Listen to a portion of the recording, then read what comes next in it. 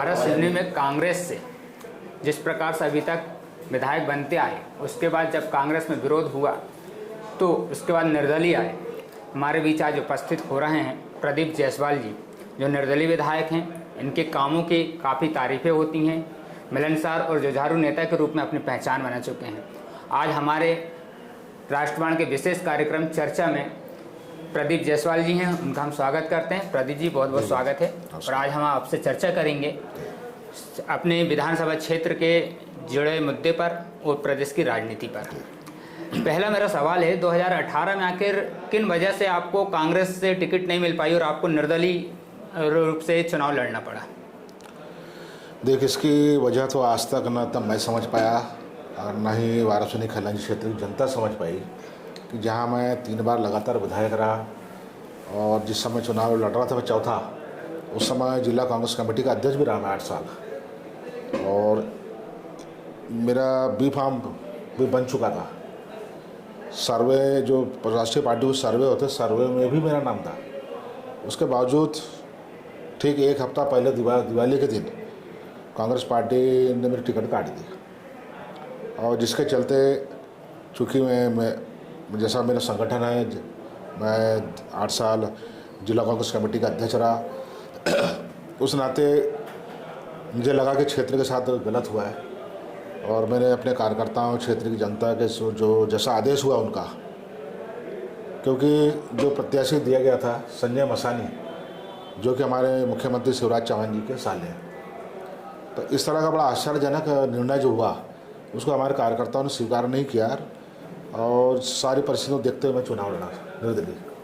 और आपने देखा कि बहुत कसमकस चुनाव में भी मैं लगभग 4000 वोट से चुनाव जीता। वाराणसी क्षेत्र में अपने कामों पर किन बड़ी उपलब्धियों को आप बता सकते हैं कि ये मेरे काम हैं जो जनता मेरे को लोकप्रियता के साथ में जिताती है? देखिए, ये जैसा मैंने कहा कि हमारे वाराणसी क्षेत्र की जनता ने बड़ा असाधारण निर्णय किया और मुझे चुनाव जिताया, सारी बड़ी राष्ट्रीय पार्टियों को रहते भी। तो मेरे लिए बहुत चुनौती थी कि जिस प्रकार से लोगों ने व्यक्तिगत तौर पर मुझे वोट दिया है, ऐसा मैं व्यक्तिगत तौर पर लोगों के काम आऊँ, और ऐसा कुछ काम लोगों को लगे कि हमने निर्दलीय विधायक को जिता कर गलत नहीं किए। तो मैंने उस समय जब सरकार बनी कांग्रेस की, तो मैंने कांग्रेस को समर्थन दिया, और उसके माध्यम से कुछ बड़े काम लाने का प्रयास हुआ मैंने। और दुर्भाग्य सरकार, कांग्रेस सरकार गिर गई। सरकार गिरने के बाद मुझे फिर निर्णय करना पड़ा कि मुझे क्षेत्र की जनता ने टिकट दी है, तो क्षेत्र की जनता का विकास कार्य या उनकी जो अपेक्षाएं हैं उनको पूरा करने के लिए कहीं ना कहीं मुझे सरकार का समर्थन होना, बिना सरकार के सहयोग से काम संभव नहीं है। और एक निर्दलीय विधायक का जो कर्तव्य होता है उसको मैंने निभाया, और उसी सूझबूझ के चलते फिर मैंने शिवराज चौहान जी की नई सरकार को समर्थन दिया। और सरकार को समर्थन के बदले जो मुझे सहयोग मिला कि आज इन 4.5 साल में मैंने 6 बड़े पुल, जिसको हम बोल सकते हैं कोई 24 करोड़ का, 40 करोड़ का, से बड़े पुल जो आवागमन के क्षेत्र में बहुत बड़ी उपलब्धि वाराणसी खलंजी क्षेत्र को है। 6 बड़े पुल और एक फ्लाईओवर स्वीकृत कराया मैंने सरकार के सहयोग से। उसके अलावा ऐसी सड़कें जो आज़ादी के 75 साल बाद भी कच्ची सड़कें भी, ऐसी लगभग 30 से 35 सड़कें जो वाराणसी खलंजी क्षेत्र को कटंगी से, बालाघाट से, लालबरा से जोड़ती थी, ऐसी उन सड़कों को मैंने करोड़ों रुपए की उपलब्धि लाया मैंने, और उसका सबका पक्की सड़कें बनी। हॉस्पिटल की व्यवस्था हमने की, गांव-गांव में हॉस्पिटल बने, और सबसे बड़ी उपलब्धि हमारे कोविड सेंटर की थी। जब कोरोना की 2 लहर चली, उस दोनों लहर में मैंने व्यक्तिगत तौर पे सरकार के सहयोग से, जिला प्रशासन सहयोग से हमने कोविड सेंटर यहाँ प्रारंभ किया। गांव-गांव का हमने दौरा किए, गांव-गांव में अनाज के थैले हमने बांटे, गांव-गांव में हमने दवाइयों की व्यवस्था की। और वाराणसी का जो कोविड सेंटर खोला हमने, तो जो उस समय कोरोना की लहर में जो नागपुर में डॉक्टर दवाई नागपुर के हॉस्पिटल में, गोंदिया के हॉस्पिटल में जो दवाइयाँ चलती थी, ऐसी सारी दवाइयों को हमने वाराणसी में मिलाया। उसके लिए हमने वाराणसी के सारे व्यापारियों से भी सहयोग लिया, और गांव-गांव में जाके लोगों को विश्वास जिताया, लोगों को डर हमने ख़त्म किया, और ऐसे सारे मरीज जो नागपुर, गोंदिया जाते थे उनको हमने वाराणसी में उनका इलाज कराया। आज वाराणसी नगर पालिका में देखें आप कि हमने 45-40 साल पहले जितनी सड़कें बनी थी, आज सारी सड़कें उखड़ गई थी, लेकिन हमने इस 4.5 साल कार्यकाल में वाराणसी की सारी सड़कों को, उसमें करोड़ों रुपये लग गए, हमने पक्की सड़कों फिर से डामरीकरण कराया, गली गली में डामर रोड, और सो नालियाँ बनाई हमने। वाराणसी में स्टेडियम हमने बनाया। वाराणसी में हमने इंडोर स्टेडियम में बनाया। इंडोर स्टेडियम है ना मध्य प्रदेश का सबसे अच्छा इंडोर स्टेडियम, जो नितिन गडकरी जी ने तारीफ करके गए, जहाँ पर सभी टेबल टेनिस का डबल कोर्ट है, बैडमिंटन डबल कोर्ट है, जिम की व्यवस्था है, पुल की व्यवस्था, सारी चीज़ें हैं। ऐसा इंडोर स्टेडियम वाराणसी में जो बना है मध्य प्रदेश में शायद एक है 2 जगह हुआ। हमारे वाराणसी गार्डन आप देखेंगे, गार्डन मध्य प्रदेश के सबसे बड़े गार्डन में हमारा वाराणसी गार्डन है, जहाँ हमने महिलाओं बच्चों के लिए विशेष व्यवस्था की है, फव्वारे की व्यवस्था है, और चलित ट्रेन हमारे प्रारंभ की बच्चों के लिए। जो बच्चों की ट्रेन है ये इंदौर भोपाल के अलावा छिंदवाड़ा में बस चौथा हमारे वाराणसी में है। तो चौथा हमने विकास का जो कार्यक्रम कराया, चाहे खल्लानी हो, चाहे वाराणसी हो, चाहे शहर का नगरीय क्षेत्र हो, उसमें हमने सरकार के सहयोग से अरबों रुपये लाए हमने। और मैं समझता हूँ कि इतना काम वाराणसी क्षेत्र के इतिहास में कभी नहीं हुआ। और हमने ये प्रयास किया कि जो 75 साल में नहीं हुआ वो इन 5 सालों में हमने काम कराया। और हमने ये दिखा दिया कि एक निर्दयी जो विधायक होता है, निर्दलीय, उस निर्दलीय विधायक का क्या कर्तव्य होना चाहिए, किस सूझबूझ और कितने धैर्य के साथ हमने सरकार के सहयोग से इन 5 साल में काम कराया। और उसका रिजल्ट देखो आप कि जब ग्रामीण क्षेत्र का चुनाव होता है तो जनपद पंचायत खल्लानी में निर्दलीय सरकार बनती है। शहर में जब चुनाव होता है, जहाँ सिंबाल का चुनाव हुआ था, जहाँ बीजेपी, कांग्रेस, बीएसपी, आप पार्टी सभी लड़े थे, शहर के चुनाव में भी निर्दलीय सरकार बनी। इसका मतलब है कि लोगों का हमने जो काम किया विकास के कार्य, जनता का आपको समर्थन उसमें भी मिला। और 4 साल बाद भी हमारा वाराणसी विधानसभा क्षेत्र जो है ऐसा अकेला क्षेत्र है पूरे भारत में, अकेला मध्य प्रदेश नहीं भारत में पहला विधानसभा है जहाँ विधायक भी निर्दलीय है, नगर पालिका भी निर्दलीय है, जनपद पंचायत भी निर्दलीय है। तो इससे साफ संकेत मिलता है कि 4 साल बाद भी जनता का विश्वास हमारे प्रति बना हुआ है। अभी वर्तमान में अटकलें चल रहे हैं कि आप भाजपा ज्वाइन करेंगे, तो इन अटकलों पर कितनी सच्चाई है? चूँकि अब देखिए चुनाव का समय है, 3 साल बचा है, 3 महीने 4 महीना, तो स्वाभाविक है कि अटकलें चलेगी। चुनाव गतिविधियाँ भी बढ़ गई है, बड़े नेताओं का आना जाना, अटकलें। लेकिन मेरे पास जो विकल्प अभी है, जैसा पिछले बार मैंने निर्णय किया था, जहाँ भी वाराणसी क्षेत्र का मान सम्मान और विकास सुनिश्चित होगा, मैं वही निर्णय अंत में करूँगा। लेकिन चूँकि मैं निर्दलीय विधायक, जैसे आपके बहुत अच्छे संबंध, मैं निर्दलीय विधायक हूँ, आज भी निर्दलीय विधायक हूँ, मेरा निशान आज भी ट्रैक्टर है। उस नाते सारी पार्टियाँ मुझे संपर्क कर रही है और स्वाभाविक को संपर्क करके कि मैं निर्दलीय विधायक हूँ। कांग्रेस पार्टी का कहीं मेरे संपर्क में नहीं है। मैं आज तक किसी पार्टी के पास टिकट के लिए नहीं गया, ना तो टिकट के लिए किसी के पास गया और ना ही किसी के पास मैं जाऊँगा। एक निर्दलीय विधायक के तौर पर अगर मेरी उपयोगिता किसी पार्टी को लगती है और मुझे लगता है कि उस पार्टी से, उस नेता से जुड़ने से वाराणसी का भविष्य और सुनहरा हो सकता है, तो निश्चित रूप से मैं उस पार्टी, उस नेता के समर्थन से चुनाव लड़ूंगा। तो ये बात अभी भविष्य की गर्त में है। आने वाले समय पर जो निर्णय होगा, मैं अपने कार्यों को, मेरे सभी कार्यकर्ता भी खेती किसानी में लगे हैं, परे का टाइम चल रहा है, पूरे हमारे किसान सब खेत में, तो मैं इंतज़ार कर रहा हूँ कि परे पानी निपट जाए, हमारे किसान खेत से बाहर निकलें, हमारे कार्यकर्ता खेत से बाहर आए, तो मैं सबसे संपर्क करके, सलाह मशवरा करके आने वाले समय में निर्णय करूँगा। आपकी भाजपा नेता राजेश पाठक जी से अच्छी मित्रता थी, लेकिन अभी बीच में देखा गया करके वो आपके ऊपर हमेशा किसी न किसी प्रकार के आरोप प्रत्यारोप लगाते हुए हैं, तो आखिर मित्रता में ये दूरियां कैसे? नहीं, मित्रता की बात नहीं है, क्योंकि वो भी एक व्यवसायी है। अब व्यवसायी होने के नाते कहीं ना कहीं जब हमारे पास समस्याएं आती है, तो चाहे खनिज का व्यवसाय हो, चाहे शराब का व्यवसाय हो, चाहे हमारे इथेनॉल प्लांट हमने 2-2, 3-3 लगाए यहाँ पर भी वाराणसी में, ताकि हमारे युवा साथियों को रोज़गार मिले। लगातार पंजाब हरियाणा के हमारे लोग यहाँ पर आके राइस मिल लगा रहे हैं, उनको भी बैठा रहे हैं। उस नाते जहाँ समस्या पैदा होती है तो मुझे इन लोग से बात करना पड़ता है। इसके अलावा बाकी सब राजनीतिक चीज़ें हैं, क्योंकि वो भारतीय जनता पार्टी में है, और भारतीय जनता पार्टी के नेता आप देख रहे हैं, चाहे गौरी भाऊ हो, चाहे हमारे यहाँ के पूर्व विधायक हों, क्योंकि उस पार्टी के नाते वो लोग मेरा विरोध कर रहे थे। 2 महीने 3 महीने जहाँ भी उनका विरोध किया, तो मैंने उसमें भी अपने तरफ से कभी कुछ नहीं कहा। आज वो चुप होगा, थक के चुप हो गए, तो भी मैं कुछ नहीं बोल रहा हूँ, क्योंकि मेरे बोलने लायक विषय नहीं है। मैं समझता हूँ कि इनके बारे में कुछ बोलना वो मेरे दर्जे का नहीं है, तो मैंने कभी इनके बारे में कभी कोई स्टेटमेंट कभी भी नहीं दिया, ना कोई वक्तव्य दिया है, और ना ही मैं समझता हूँ इनके बारे में कुछ बोलने की ज़रूरत है। मुख्यमंत्री शिवराज जी और प्रदेश अध्यक्ष कांग्रेस के कमलनाथ जी में आप दोनों में से किसे ज़्यादा पसंद करते हैं? देखिए, मेरा सौभाग्य कि मुझे दोनों के साथ काम करने का अवसर मिला है। हालांकि माननीय मुख्यमंत्री के तौर पे कमलनाथ जी का साथ 1.5 साल रहा, मैं मंत्री भी रहा। उनका अपना सोच अलग थी, काम करने की स्टाइल अलग थी, लेकिन चूँकि अब 1.5 साल में सरकार गिर गई, इसलिए ज़्यादा कुछ मैं नहीं कर सकता।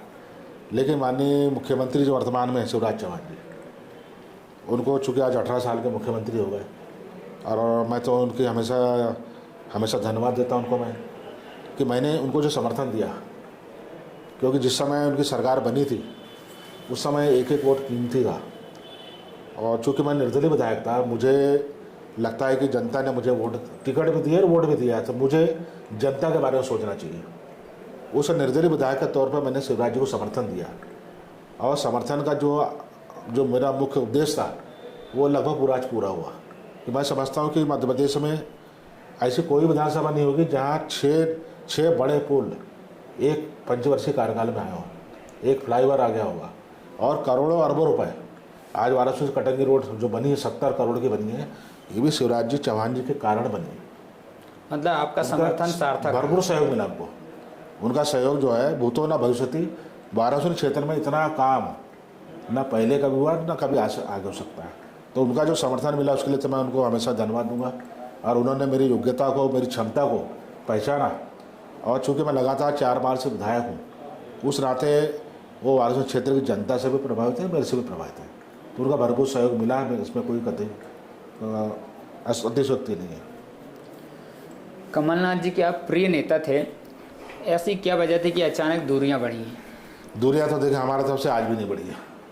हालांकि उनसे मुलाकात अब कम हो गई, चूँकि मैं सरकार के साथ हूँ, तो स्वाभाविक है कि वो कांग्रेस पार्टी के प्रदेश अध्यक्ष हैं, उस नाते उनसे मिलना जुलना मेरा कम हो गया। लेकिन हम जड़ पे अगर जाएँ तो मैंने कहा कि ना तो मुझे, ना मेरे कार्यकर्ताओं को, ना क्षेत्र की जनता को आज तक ये बात समझ नहीं आ रही है कि लगातार जीतने वाला विधायक, जिला कांग्रेस कमेटी 10 साल चलाने वाला विधायक, उसके टिकट काट के संजय मसानी को देना, ये निर्णय तो आज भी किसी कार्यकर्ता को नहीं, तो किसको समझ नहीं आ रहा, समझ से परे है।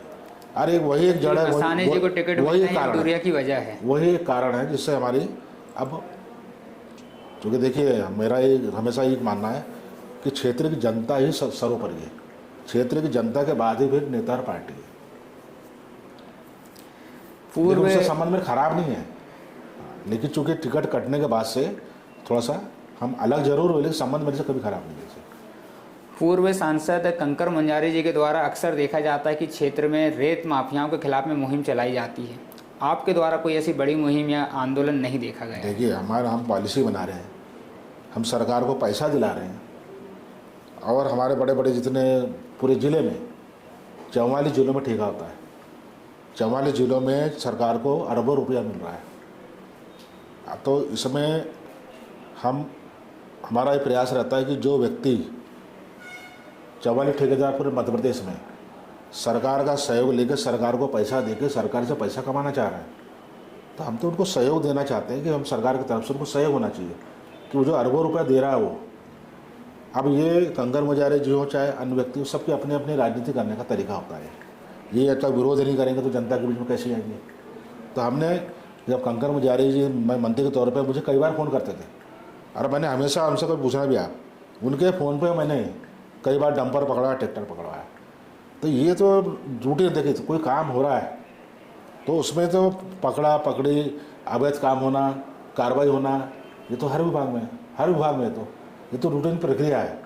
तो मैं कंकर में जा रही हूँ, उसमें कुछ नहीं बोल रहा हूँ, लेकिन ऐसा नहीं है कि जहाँ जहाँ संज्ञान में बात आई हमने कार्रवाई भी किया इसमें। बालाघाट विधायक गौरीशंकर बिसेन जी पहले आपका विरोध करते थे, अब आपके समर्थन में बात करते हैं, कैसे देखते हैं? हाँ, ये भी जनता को समझ में नहीं आ रहा है। हमने जब हमारे गौरीशंकर बिसेन जी कई व्यवस्था पर लगातार मेरा विरोध कर रहे थे, तो मैंने शुरू में 1 या 2 बार उनकी अपने तरफ से जवाब दिया, लेकिन बाद में मुझे लगा कि अब मुझे इसमें बोलने लायक कोई बात नहीं है, ये जग जाहिर बात हो चुकी है, तो मैंने उनके बारे में बोलना बंद कर दिया। आज उनके सुर बदल गए हैं, अब वह क्या बोल रहे हैं क्या नहीं बोल रहे हैं, इसके बारे में मेरा बोलना ठीक नहीं है। अगर आपको कांग्रेस से अगर टिकट मिलती है तो क्या घर वापसी होगी? जैसा मैंने पहले ही कहा है, एक तो मेरा निर्णय क्षेत्र के कार्यकर्ता जनता करेगी उनसे साल, और दूसरा ये है कि हमारा मान सम्मान। अगर कोई पार्टी, कोई नेता अगर हमको बोले कि आपका पूरा मान सम्मान रहेगा, क्षेत्र का मान सम्मान रहेगा और आपको पूरी वरीयता दी जाएगी, इस बात की गारंटी जो नेता, जो पार्टी देगी, हम उसके बारे में सोचेंगे। हम किसी से दूर नहीं हैं, आज भी हम कमलनाथ जी से दूर नहीं, आज भी हम। लेकिन जो परिस्थितियां बनी, उन परिस्थितियों में मुझे क्षेत्र और क्षेत्र की जनता को चुनना पड़ा। मैंने क्षेत्र की जनता को चुना, क्षेत्र को चुना मैंने, क्योंकि क्षेत्र की जनता ने मुझे टिकट दी, क्षेत्र की जनता ने मुझे वोट दिया, तो मैंने क्षेत्र की जनता को चुना। बस यही जो कुछ जड़ है। बस जिस तरह से अटकलें चल रहे हैं, अगर भाजपा से आपको टिकट मिलती है तो एक पार्टी के अंदर विरोध भी उत्पन्न होगा, तो विरोधियों को कैसे साधेंगे आप? नहीं, विरोध तो देखिए, विरोध तो कांग्रेस में भी है, बीजेपी में भी है। अब विरोध क्यों हो रहा है? ये सब राजनीतिक विरोध है। देखिए, मैंने क्या गलत कर लिया? आज अगर मैं निर्दलीय हूँ तो मैं कांग्रेस पार्टी की गलती के कारण हूँ, अपने कारण नहीं हूँ। निर्दलीय के तौर पर मैंने 5 साल अच्छा काम करा लिया, तो मेरी ये योग्यता है, मेरी क्षमता है, अब मेरा कर्तव्य है। अब मेरे काम को देख के, मेरी योग्यता को देख के लोग बौखलाएं, विरोध करें। सबको लगता है कि कांग्रेस में आएगा तो कांग्रेस के नेताओं को लगता है हमारी टिकट गई। अगर मैं बीजेपी में जाता हूँ तो बीजेपी के नेताओं को लगता है कि हमारा वर्चस्व खत्म हो जाएगा।